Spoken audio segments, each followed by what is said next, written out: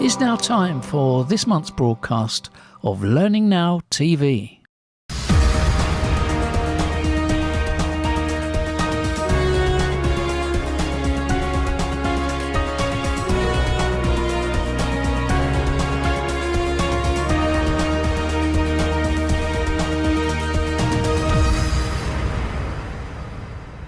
Welcome to the second edition of Learning Now Television in March. Another great session, another great programme. Kate, what have we got on? Packed show as always, Nigel.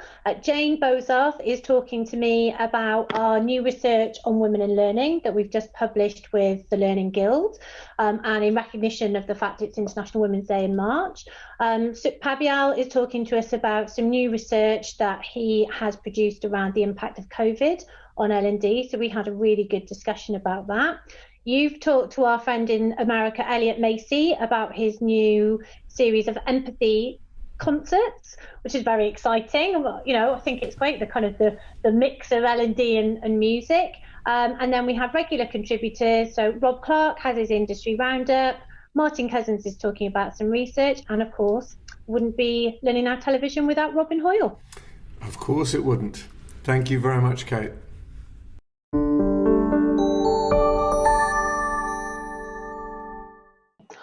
What an honour to introduce our next guest. Dr. Jane Bozarth is Director of Research for the Learning Guild, long-time hero of mine, and I'm delighted to say, friend of the family. Jane, welcome to Learning Now TV again. It's not your first time on the show.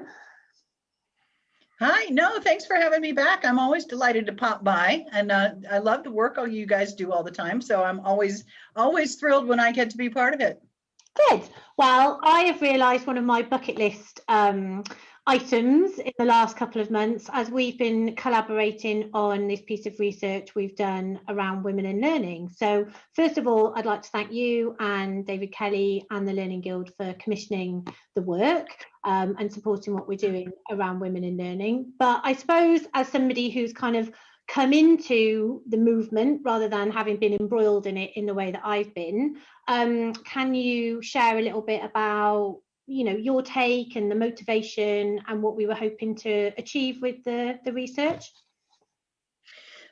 I think one of the things that's unusual about my own career is that I spent decades of it working in government. I was in state government for almost my whole working time in L&D. And it is not widely recognized that can be a great place for women leaders. There are a lot of opportunities for women to lead there. There are a lot of opportunities for women to sort of invent a role in government. I don't know that people realize that. And there's a lot of, to be honest, there's a lot of pressure on government to put women into leadership capacity. So one of my interests in this was that I knew a lot of strong women leaders. I worked for several really excellent women leaders. We had a woman governor that I worked for a time. And it always kind of amazed me to hear some of the talk from the private, what we call the private sector, not government, about some of the barriers and challenges that my peers were facing that maybe I wasn't. I just thought it was kind of interesting. So I've always been concerned about the role women had in L&D and what we could do to support that. And I would say the Learning Guild have always, to me, made that effort as well to champion women speakers. Yes. And try to kind of get that equilibrium. They're not, it's like when you look at the lineup for their events and other aspects of what they do in terms of reports and research, it always has felt, very, very pro women in learning. Mm-hmm. I would agree with that. They try very hard to have different voices, diverse voices that are a little lesser known, which we tried to with the report that we just did. And the Guild is very devoted to the idea of doing things for good. They have a charity initiative called Guild for Good that focuses on that kind of thing. So it fits with them that they would also promote women. They're very pro female speaker. They have a lot of women keynotes. They have a lot of panels that feature women, at least in balance with other speakers. And so, yeah, they're wonderful to work for in that regard. I would say they're very pro-woman. They're very pro diverse voices, not just women, but other voices too. And actions speak louder than words, right? So the theme for International Women's Day this year was Choose to Challenge. Obviously, we timed the report to come out in the same month as International Women's Day.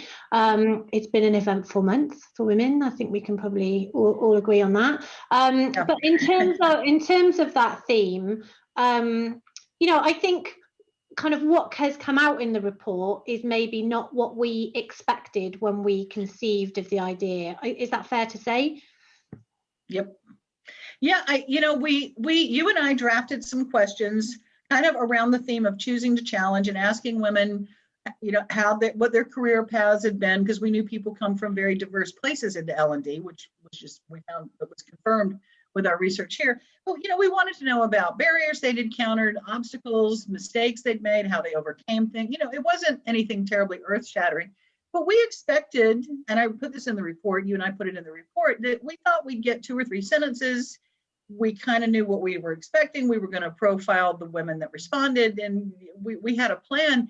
And then they gave us such rich, detailed, thoughtful, heartfelt answers. I mean, some people really sort of poured out barriers they'd faced, obstacles that were sometimes self-imposed, confronting fears, confronting things that they had been, pigeonholed by when they were 5 years old. We were just kind of stunned at the quality and the depth of the responses we got. And we ended up using almost all of it. I hated to cut anything.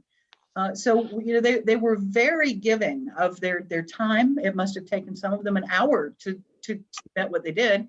And one of them emailed me later with revisions to what she'd answered on a survey. It was just kind of remarkable. They seemed, not just willing to talk to us, they seemed eager to talk. They seemed like they really were kind of glad somebody had asked some of the questions. And so I felt like we came away from that with a different product than we had envisioned, and something that can contribute some real thought to our field and to managers who manage these women, or to the companies that are looking to hire innovative, forward-thinking, strong women into leadership roles. 100%. And we deliberately tried to choose a kind of range, didn't we? We talked about, we had the practitioner side, but there's also the vendor side. There's also a huge body of women who have chosen to challenge the idea of staying on that corporate ladder, and they've set up consultancies or they freelance. And so I think that's something that I really enjoy reading it back, is looking at that, the diverse opinions and also voices that we haven't heard before. Yeah, I'm really interested in the idea of informal roles and informal, particularly leadership capacity. I don't know that I think it's getting more recognition. I think that the last year of remote work and people not arguing over who gets a corner office and people not having so much physical presence, for instance, in a space, has maybe changed the perception of formal versus informal leadership. But I also wanted to talk to individual contributors, because I don't think that they get featured in many things. Very often we're looking for a manager, we're looking for the CLO, we're looking for the woman vice president. And we have some people in roles like that, but I also just wanted to hear from people who are doing great work, very recognized in their field, like Pooja J. Singh, who's very well known for her work with Adobe, but I don't think she's in a formal management role. I could be wrong. I don't think she is. I don't remember her saying that. But people who have carved out a space for themselves, who have carved out some prominence for themselves in this business without necessarily being formally assigned. I think the one thing we know, you and I know, is you sometimes have to sort of create your own reality and figure out how to get yourself where you can be happy in a role that suits you. And that may not be what's on the organization chart when you set out to put yourself on it, right? Yeah, 100%. And look at what both of us do and the way that we've got there, right? It's not about, it isn't about taking that path well trodden. I think. I mean, one of the ladies who took part messaged me, having read the report back, and said that she's going to run a session on it internally at her organisation. Oh, good. With their HR and OD and L&D teams, just to talk about their journeys and their stories, and kind of go through some of the same questions that we asked her. And I just thought that was brilliant, because that's that's that ripple effect, right? That sort of starts to make a difference. And I think it is It's personal stories. I think you and I obviously look at a lot of research, a lot of data, a lot of stats, and that's all very compelling and interesting. But kind of hearing some of the heartfelt stories is for me what kind of helps me identify. And I just think that there's a lot of inspiration in there for women if they're starting out, they're looking for a change, even if they're later in their careers. I think there's some really great pieces in there for everybody at any stage or any role. Yeah, me too. Me too. Well, we will encourage you to read it. I'm hoping that Colin's going to put something on the bottom of the screen now with a nice link through to it. And I hope, Jane, that this is not the last time that we are going to get to collaborate. Oh, goodness, I'm sure we have lots to say to each other. And even without a ticker link, all the research can be found at learningguild.com under the research library tab. And the reports are free with a free membership, mostly so we can track, how many times and who is downloading them. So learningguild.com. Yeah, that's a really important thing to note as well, because I remember going to the Guild website a while ago and I didn't realise that everything was free. So, and there's like a treasure trove, there's a back catalogue of all of Jane's amazing research. So absolutely check that out and check out some of the other. And I'll add this because I don't get a chance to explain this much. Okay, we do get the emails from that, and I know that people have concerns. If they really don't want to do that, message one of us and we will get you the report, not to worry. But if I have the email, if something comes up later or we have an addendum or we have some other thing, we can get that to you if I know who you are. And we have had that happen with a couple of reports. Sometimes things change, data changes. Also, we are happy to hear from other women who have a response or have something they'd like to add. If you would just tweet it or put it on LinkedIn and use the hashtags Women in Learning and Choosing to Challenge. We would be delighted to have you contribute to our work, and men are welcome as well. 100%. It's all about inclusion and equality. So Jane, thank you. It's been an absolute pleasure, and hope to talk to you again soon. Yes, thanks, Kate. DPG's online courses are designed to fit around your life, so you can study anytime, anywhere. Get in touch now for more info.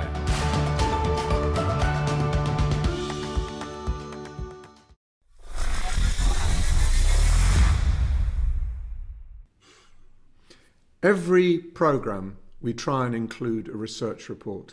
It's become an important part of Learning Now television. And I'm very grateful to Martin Cousins to do all the burying around and digging out for us interesting reports. So what have you come up with this month, Martin? So this month, Nigel, we're looking at a report on the perception of L&D as perceived by leaders in organisations. And I'm just going to refer to my notes on my other screen. The report is entitled Same Team, Different Sides. And the subtitle to it is Business Leaders' Thoughts and Perceptions of Learning and Development. And this has been produced by Mind Tools, which is a part of Emerald Works. So it's the sample size is about 260 senior executives, but it really is quite interesting because it's holding a mirror up to L&D activities, and it's just been published in March 2021, so it's hot off the press, and it has some quite interesting data points in here. I would my first one being that the percentage of leaders who choose the following issues as top for L&D, right? So the top 5 most important issues for executives in terms of what L&D does are the quality of work, business transformation, innovation and growth, digital environment and capability, organizational performance, employee engagement and motivation. And by far the quality of work and the business transformation are the top 2, and they really are way out ahead. So everything else. Yeah. But the interesting thing, Martin, is that that's the priorities for the leaders. But if you look at what they think of L&D, what they say is that L&D seems unable to do more than focus on the short term. It's got a lack of quality about it, a lack of investment, and a lack of measurement. So on the one hand, the challenges that the executives put at L&D are real long-term ones. You can't improve the quality of work in 10 minutes or by putting everyone on a course. They're deep strategic change in the organization. And L&D responds by focusing on short-term courses without much analysis or investment. So it does seem a big mismatch between what the leaders want, expect, and what L&D is prepared to or is able to deliver. Does that come out to you as well? I think so, but then my challenge to that would be, is this news to L&D professionals? Well, there we go. Because what senior executives have to say about learning and development behind closed doors might be quite different to the realities of what is going on in the organisation. Yes. So, and that may be an opinion, and I'm not, but it might be that that is the case, that actually this research is telling a story that might seem slightly different to the realities of working on the ground. Because as we know, learning and development is one of the few functions that touches every part of the business. So anyone in learning has access to the knowing what's going on across the business. So yes, I agree with you in terms of what the data is saying, but my caveat would be, is this news actually to the audience? You know, are we looking at something here that we weren't aware of? And is that an issue within organisations, that actually that communication between senior executive teams and the learning team, you know, may not be as good as it could be? Is it or isn't it? So what's interesting is that there's this quite colourful table in this report saying how leaders perceived L&D contributions to their top 5 priorities. So the quality of work performed is not perceived, is perceived to be done well. So that's okay. But I think there are some challenges around business transformation, innovation and growth. So there's a perception that L&D is not doing as good a job as it possibly could there. Reduction of operational costs, amazingly, that's really seen as a low impact there. So it might be that L&D is seen as a cost, but it's not seen as driving cost reductions and efficiencies. And I think the interesting areas where L&D is seen as having an impact are the following: organizational performance, organizational problem solving, attraction of talent, and staff retention. Now, they are all significant areas. So there may not be scoring so well on business transformation, but actually organizational problem solving in the context of COVID and how organizations are trying to change and pivot, there, I would say that speaks very well of learning and development right now. That's its perception is seen as a problem solving function. And that is the biggest contribution, or the perceived biggest contribution, isn't it? If I'm reading the chart right, apart from the quality of work performed, the next massive area is organizational problem solving. Yeah, I think that's absolutely fair point and a clear reading.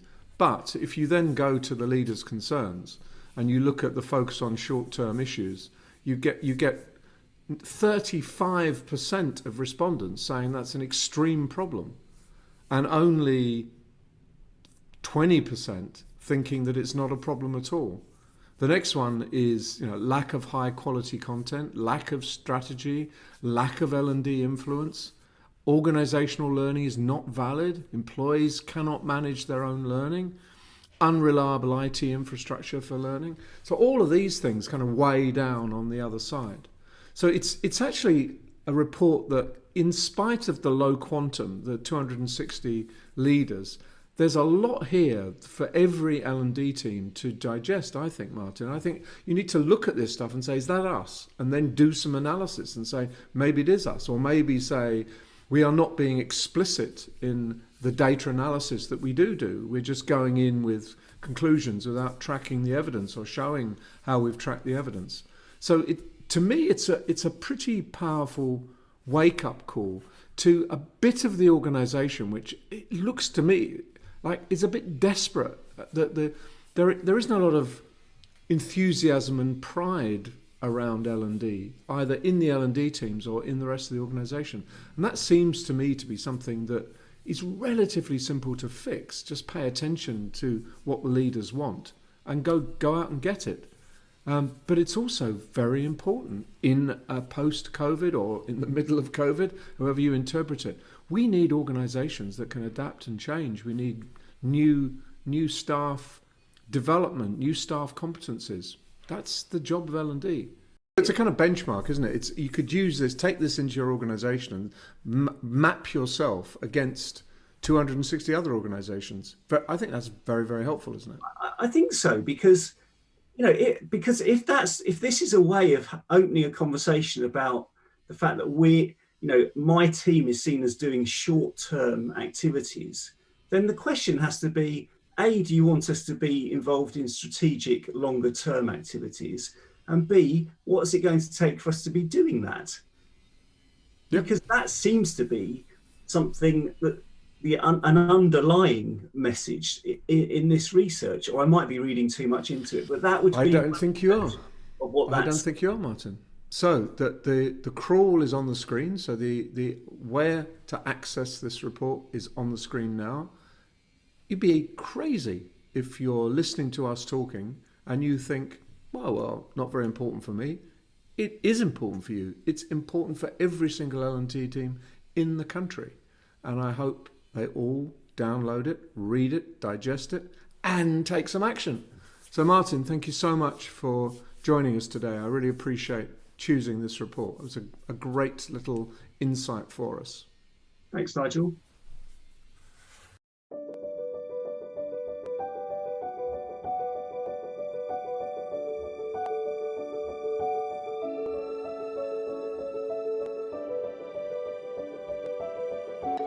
Maybe we'll do that later. Hey, so you can see, this is just like using a whiteboard in a classroom.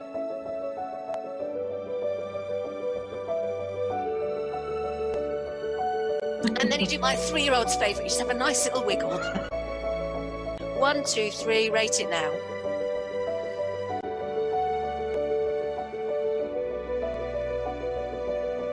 A really quick question, you might want to answer this later.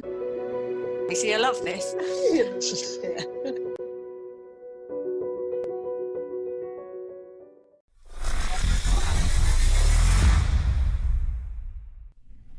And now it's time for our regular roundup of learning news with none other than Rob Clark. I'm Rob Clark. Welcome to Learning News and a bulletin of popular stories from across Learning News.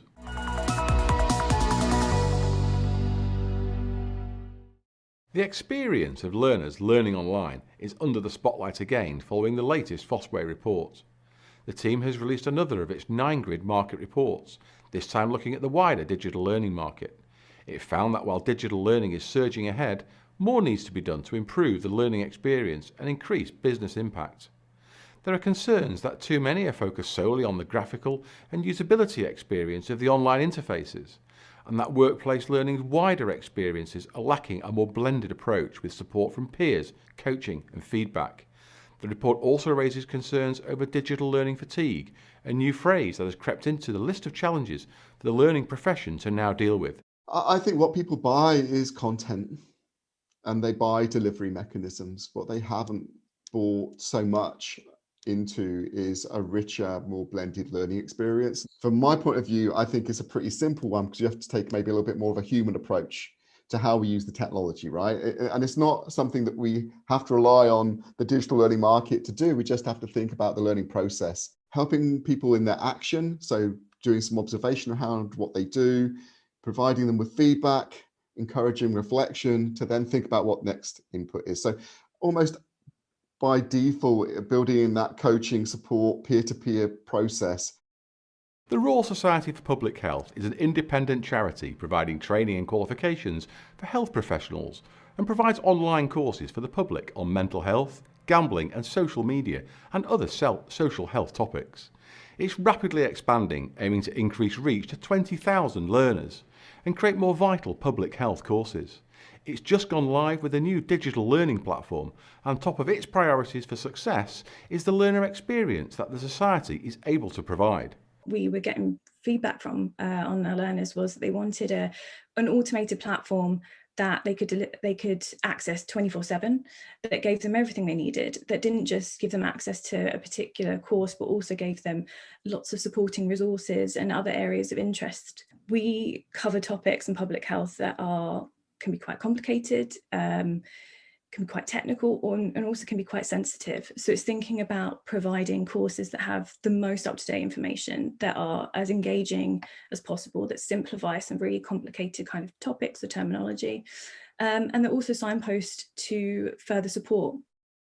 The use of virtual classrooms has skyrocketed as learning providers turn to them as an immediate fix to cope in 2020. But adoption might be slowing as L&D teams find more diverse ways to digitally transform training delivery using social apps, video and e-learning. Virtual classroom solves that immediate problem, but actually there is probably a better way that you could go about the full learner experience. That online kind of virtual classroom piece could be supported by other channels, taking kind of a learner-centered kind of view to it. Making the digital approach interactive, socially relevant and meaningful to the learners. It's gone from just taking traditional classroom training and copying and pasting it into a deck that you then deliver via one of your virtual classroom channels, to actually thinking a bit deeper about what you're using digital for, what you can also use to supplement the actual the training delivery itself. Recent graduates are one group hit hard by the pandemic, with many struggling to find work. And this summer, hundreds of thousands of more graduates will come onto the job market.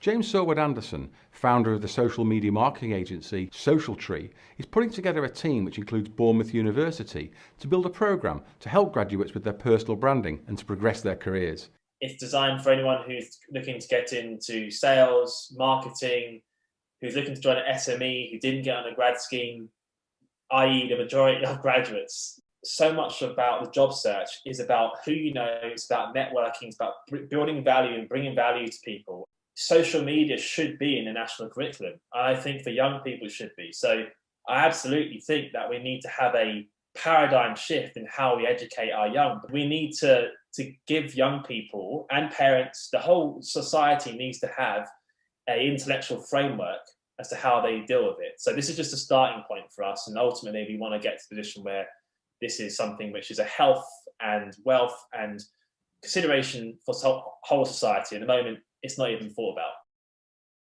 Cathy Hoy has led learning and development at Coca-Cola and Soho House and has now joined the LPI as its first Chief Learning Officer. With all of the challenges and opportunities facing learning, what will be Cathy's priorities?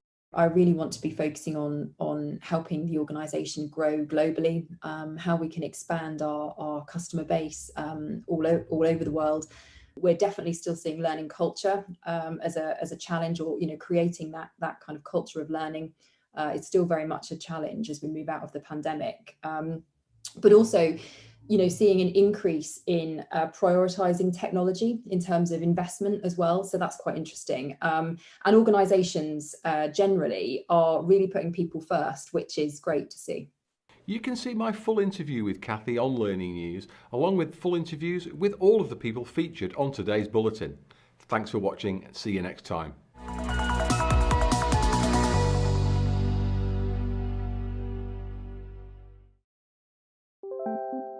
Our learning experiences unlock potential, transform the performance of people and organisations, and help millions around the world build happy and successful careers.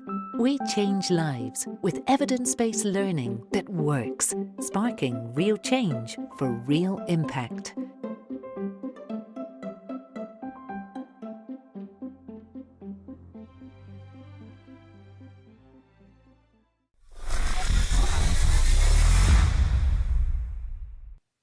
I'm delighted to welcome our next guest to Learning Now Television. It's a face that regular viewers will know.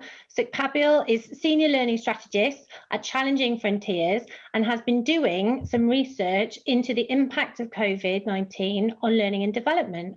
It's a subject that we come back to in pretty much every conversation at the moment. So, Sukh, tell us what the headlines are showing us and tell us a bit more about the research. Absolutely. So thanks for having me back on. It's good to be back here with you, Kate.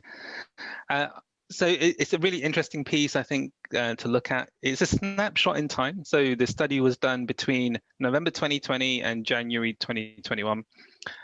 I kind of figured it was a point in time when lockdown had happened.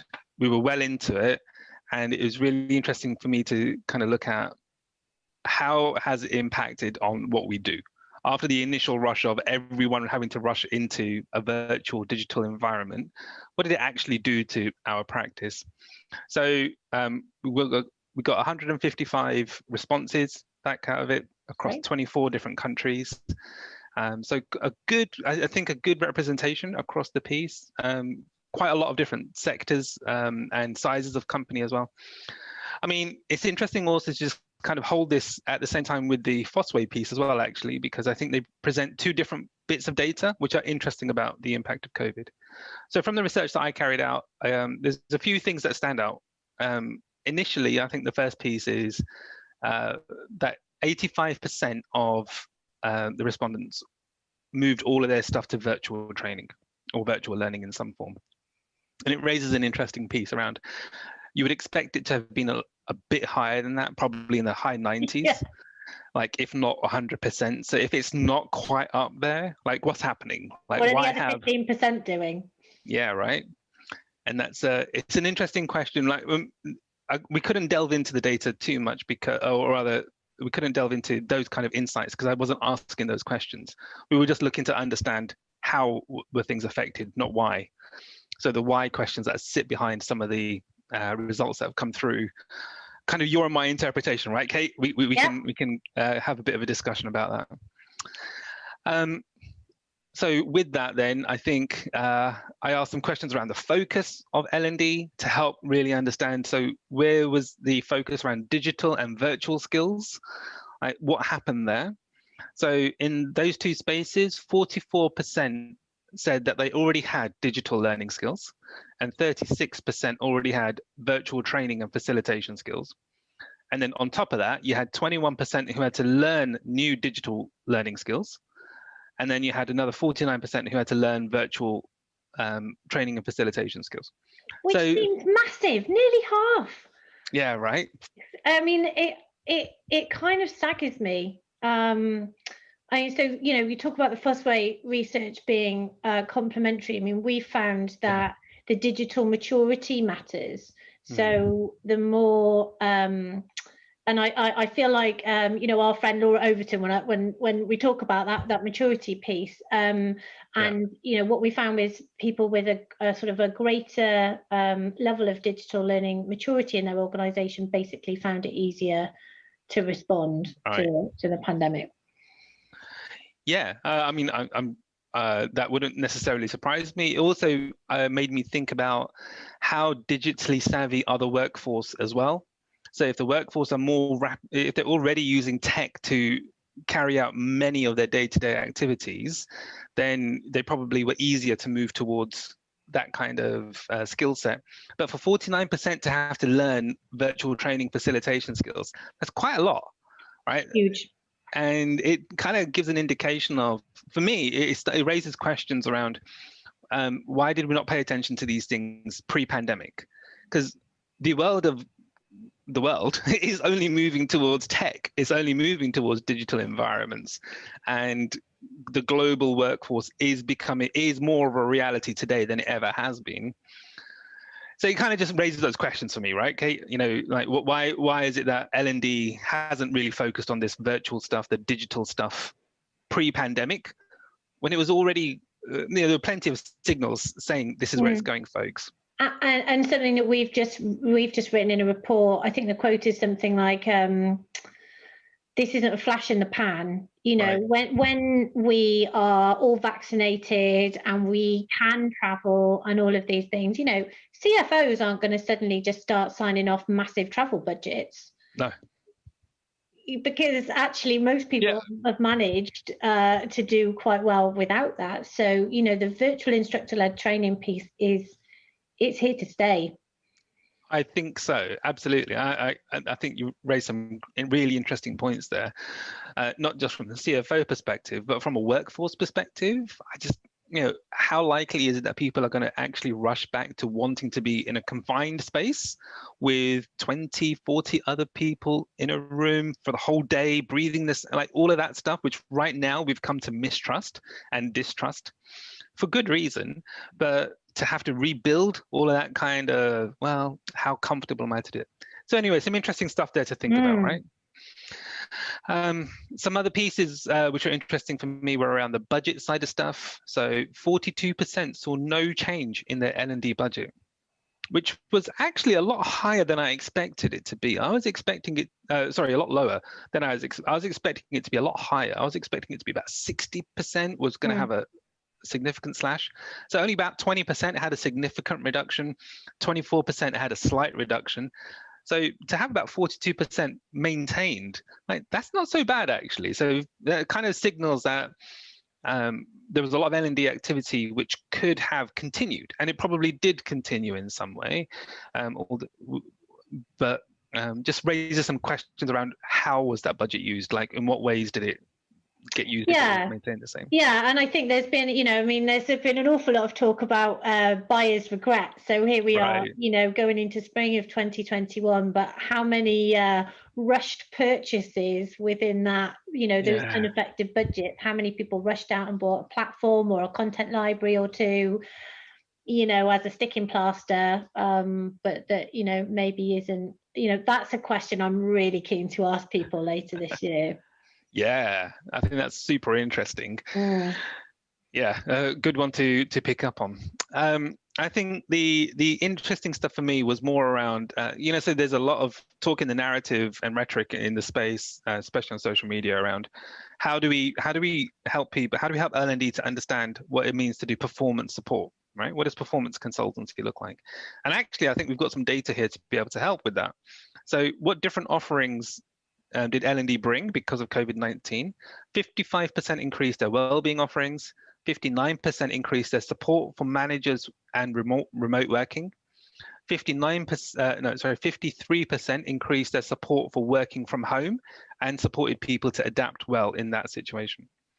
So some quite high figures there, right over the 50s, really helping where L&D has directly supported the performance needs of the organization, right? Primarily around well-being, working from home, managing remote workers. And those are important areas because you know we've had I can't, you know, I can't overstate how right I think you are in that. I think it's so important because if people aren't, you know, if their well-being isn't looked after, how can they possibly be productive? Right. And you know, yes, we have a you know, and somebody said this to me the other day, like we have a moral duty, obviously, to our people during this time, but there is a bottom line impact as well. If people aren't being productive and they're not engaged, you know, an L&D can have a direct effect on that, and that is not something that we should overlook our contribution to in the last year, I think. Absolutely. I think we can really pat ourselves on the back to say we recognized that there was a live need that everyone had to suddenly collectively do this new thing of being. I refuse to say we were working from home, Kate, because we didn't choose to be in this situation, right? I prefer to say that we're in a crisis, we're at home and we're working. That's a very different situation. So to respond to that, we've had to really think about, well, what does that well-being piece look like? How are you expected to work from home if you've never done that before and you don't know what it means in terms of team communications, check-ins with your manager, workload management, where everything is just meshed together in this weird world of I exist in this one place and that's the only place I now exist. There's all of that stuff now which you know, people have had to really work through over the last year. So it's good to know, it's good to see that there was efforts given towards that.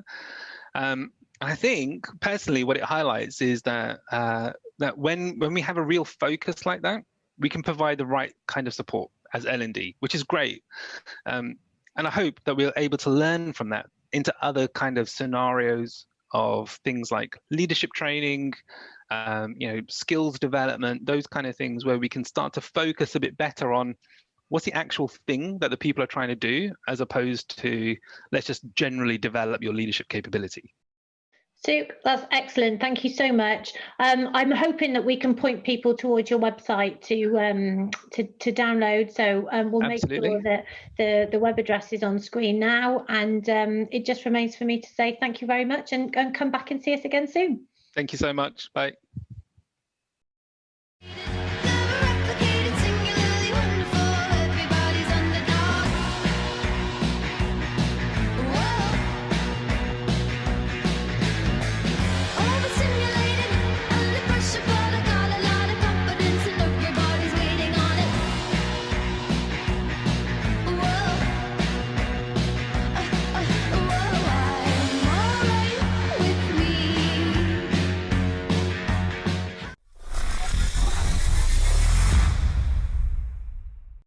As ever, Learning Now television contributor Robin Hoyle is back, and this month he's tackling skills, which is a huge topic, especially at the moment, very much in the spotlight. And he is talking about whether or not there is actually an actionable definition of skills. Let's see. I was sent a link to an article on Forbes.com the other day, which was called "The Future of Work Will Demand These 8 New Skills." And Forbes.com is usually a fairly reputable site, so I thought that looks interesting, I'll have a look. It's an article written by sociologist Dr. Tracy Brower, and Tracy Brower's written a couple of books around happiness at work and things like that, and she's defined these 8 skills for organisations that will grow out of the back of the current pandemic. So the idea that there's going to be greater recruitment and an opportunity for people to find new jobs, new roles, new career development opportunities if they have this collection of skills. Now, probably helps if I tell you what those collection of skills are. So the first one was ambiguity, the second was curiosity, the third was openness, the fourth was entrepreneurship, and that was linked with empathy for reasons that weren't quite clear. Number 5 was resilience, 6 was optimism and imagination, 7 was about building rapport and building relationships, and then 8 was a predilection to take action. Now, there's a couple of things there. If those are the 8 new skills, I'm slightly disappointed because they didn't look terribly new to me. But more importantly than that, they weren't skills. And this is a bit of an issue within learning and development organisations, where we have traditionally talked in very general terms about the outcomes for people, about what people are going to learn, and we've tended to focus around knowledge elements. But when we start to talk about what skills people will have, then sometimes we can draw a conclusion which is that we're pretty broad in those things. And what was wrong with those skills outlined by Tracy Brower from my perspective was it's very difficult to agree on what good looked like. It's very difficult to agree what combination of skills, and to be fair to Tracy Brower, she did talk about this idea of them being a suite of skills for some of these topics. And if we can't look at that and go, well, I'm good at this because, or I'm not so good at this, I need to work on the following things, then how can I possibly get better?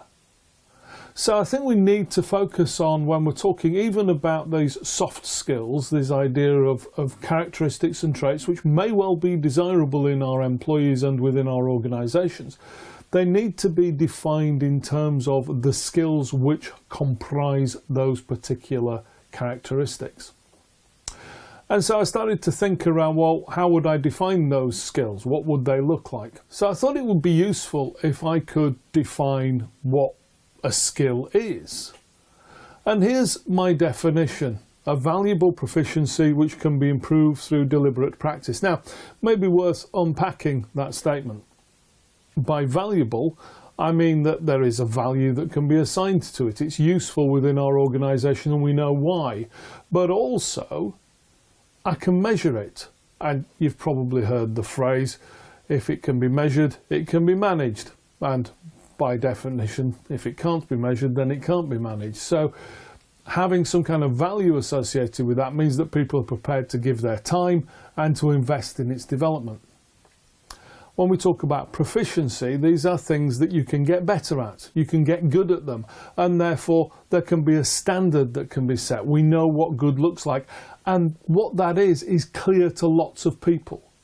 So we're not saying that it is some amorphous and difficult to define characteristic, I'll know it when I see it sort of thing. We're actually saying, no, it's this. This is the thing that we're talking about. It's this proficiency, the ability to do this. That's relatively easy with things like, entering data into a spreadsheet or creating formulas. It gets more difficult perhaps when we're talking about influencing people, communicating with others, giving people bad news, etc. But in actual fact, those things can also be broken down into a series of component parts which are in themselves proficiencies. Some people are just better at them than others. So what is it that they're better at? How do we define those things? And then finally, this last statement, which is around the idea of deliberate practice. In other words, I can undertake activities, the objective of which is to get better at these skills. And that's what the deliberate bit means. But when we start to talk about deliberate practice, we're also talking about maybe getting some feedback from somebody who knows what good looks like and can observe and give us some objective input on how we could do things differently and maybe improve those skills. Secondly, it also involves some reflection on our own part. And those of you who've seen me on Learning Now TV before will have recognised me using the Rolf reflective model. What, so what now? What have you done? So what were the implications for that? What knock-on effects did that have? What was the outcome? And what next? In other words, what are you going to do differently the next time you try something similar? So that reflective process, coupled with feedback, is part of the deliberate practice, but most importantly, it's an iterative process. The more you do things with that objective viewpoint around what good looks like, the more you're able to improve that skill. And I don't know how I can do that when I'm talking about dealing with ambiguity, or curiosity, or openness, or even resilience, which is one which many of you will be familiar with within your own organisations. What does being resilient look like? What are the skills that people use in order to enable themselves to be resilient? Because a lot of these characteristics that Tracy Brower has identified may indeed be really, really important to organisations, may be highly desirable within the employees of the future. But unless we can define precisely what the skills are, then we can't help people to get better at it. And that's our job.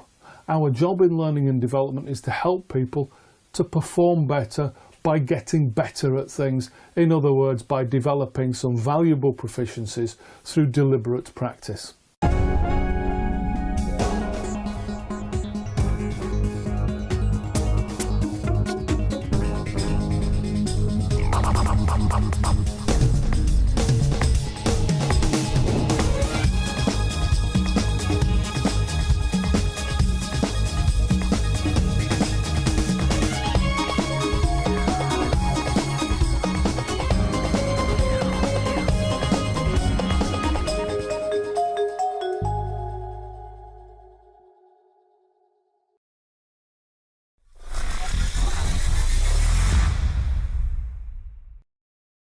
What a pleasure it is today to be talking to Elliot Maisie again. Like everyone in the world, I haven't seen Elliot for well over a year face to face, but it's always a pleasure to catch up online. So welcome, Elliot. And we've got a very special, I think a very special task today, and that task is to celebrate the 30 empathy concerts that you've put on over the last year and a bit. It's a remarkable achievement. Thousands and thousands of people have participated in them. What motivated you? At the beginning of the pandemic, it was a moment when I think we all needed to look at what's going on and what's important. And I quickly realized that I wanted to focus not on the same things that we were focusing on in terms of learning and technology and the like, and they're all very important. But what could we do that would be different and timely? And the word that came to my mind was empathy. The ability to relate to the reality of the individual that you are working with, that you are managing, that is your customer, and the like. And so I turned to a dear friend and colleague. Many of you may have actually seen him on television, Telly Leon. Telly has starred in Aladdin and Glee and Rent. And since I also produce Broadway shows, we decided to combine our two fields. And we thought we'd do it once or twice because the pandemic was only going to last a few weeks. We would bring together some Broadway stars who could sing some songs that would be uplifting and related to empathy. And then we would bring some learning leaders like Nigel and Marshall Goldsmith and others who would add some perspective. And we did it as a unrehearsed, live, 1 hour show, and then we put it online. Well, we've now done 30 of them. And over the course of the year, Nigel, we've changed or pivoted our focus a bit. Originally, it was the pandemic. It was working from home. It was not being able to do learning the same way that we were.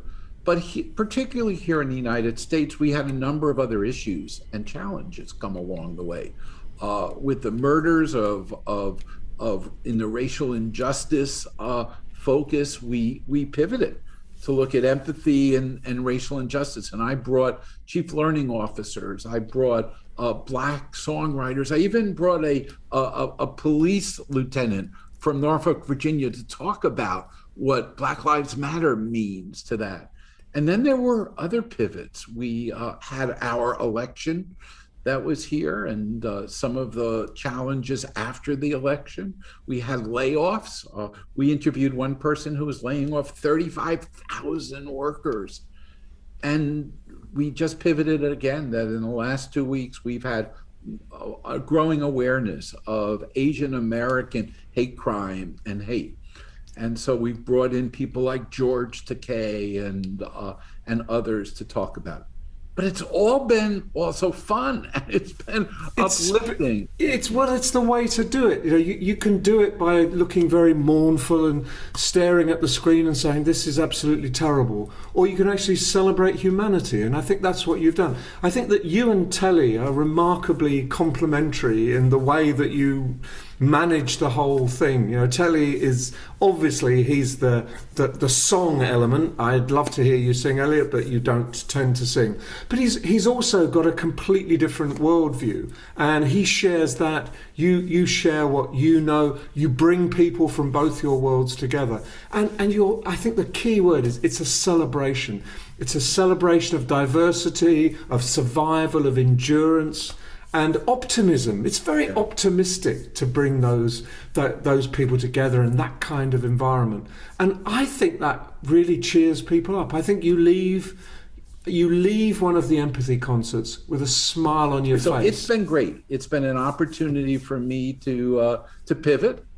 And we're going to continue to do it. I actually think empathy is one of the most important issues that we as people in the learning and training and performance area need to include, embrace, and make a part of what we are about. I'm stuck at home, stuck at home, stuck at home. No, I'm never gonna see my friends again. I'm about to hug my only self. I'm stuck at home, watching the rain go drip, drip, drip. There's a place for us, somewhere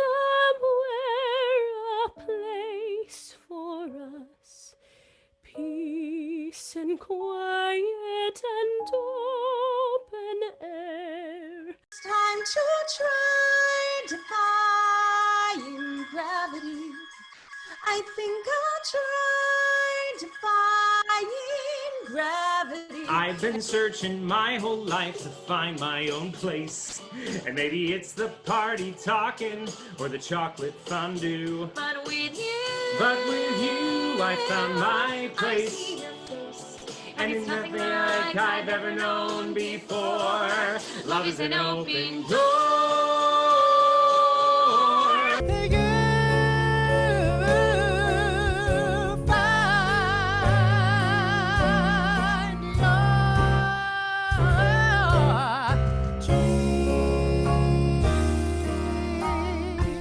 No diversity without empathy. It's at the heart of it, isn't it? And I think one of the things we need to understand, being in the learning business, in the people business, is that empathy is not sympathy. Empathy is not psychiatry. Empathy is not counseling. But empathy is the authentic reality that the person you are looking at may be very different than you and very different than what you always thought them to be. And it is that moment in which you accept them. Now, you might have challenging differences with them, but you can't get to challenge if you don't start with empathy. And I am in the young age of 70, and I got to tell you, of all the things I've done in my career in e-learning and learning technology, I am most proud of what our collective efforts in empathy have been about, because I think they multiply, they extend, and in many ways, they allow for the other kinds of skills we're doing. A learner will not learn anything if they're not emotionally ready to learn. And so we need to accept that and embrace that.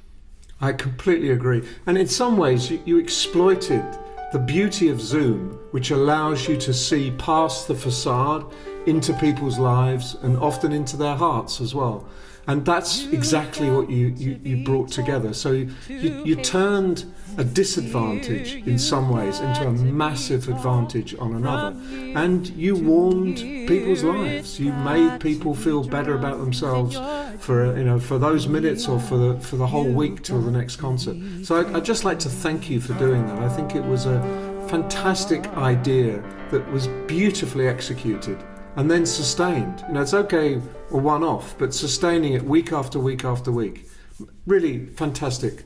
Thank you, Nigel. It's been $0. We've done this. It's free. Go to our website, maisie.com. You can see it. And then think about, how do you apply that in your own world? Because you've got talent in your company. You've got talent in your field. You've got actors, by the way, who many have been unemployed, and we're delighted to do some targeted emotional work. So I'm honored, and on behalf of Telly and I, thank you very much. And let's together look at how empathy will get us to the next chapters of what's ahead for everybody in the learning and business world.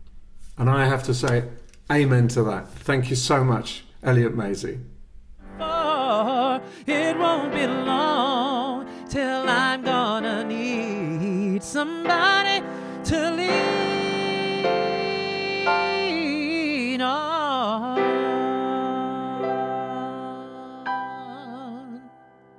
Stop AAPI hate. Don't let it go untalked about or unwitnessed. Go for it. Thank you much. With great love. Namaste to all of you. Thank you, everyone. Thank you. Well, Kate, that's another show in the bag, as they say. What did you think? Anything struck you as being of particular interest? Well, always. But I think one of the themes of today's show, and fitting for the month of International Women's Day, and obviously a lot of what's been going on in the news, is this theme around diversity and the role that we have as L&D to play in improving the world, if I can be so bold as to say that. Talking to Jane about the Women in Learning research that we've done and some of the incredible journeys that these women have been on, but the obstacles that we still face based on gender. And then obviously your conversation with Elliot. I feel so strongly that L&D has an opportunity to go beyond tick boxes and really help people. And that word empathy that you and Elliot talked about, that spoke volumes to me.